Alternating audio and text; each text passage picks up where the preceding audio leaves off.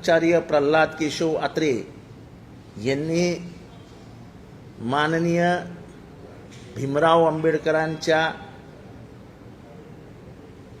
एकंदर व्यक्तिमत्वाबद्दल एका 10 ओळीमध्ये काय लिहिलंय महाराष्ट्राने वाचावं।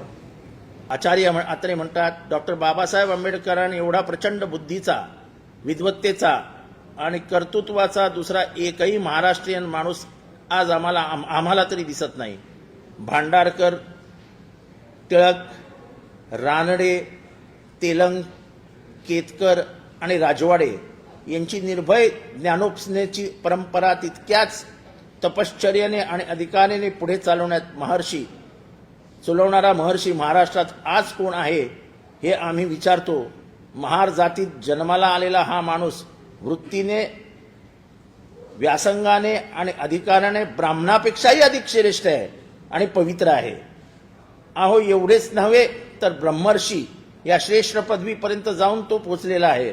ज्या कोणी सनातनी ब्राह्मणांना आपल्या जन्मजात ब्राह्मण्याची घमंड असेल त्यांनी या कर्मजात ब्राह्मणाच्या घरात जाऊन त्याचं सुशिक्षित, सोज्वळ आणि ज्ञानमय जीवन पहावे, म्हणजे श्रीमुखात बसल्यासारखा चेहरा करून, नाही तर बाहेर पडल्या तर तुम्ही सांगाल ते आम्ही मान्य करू।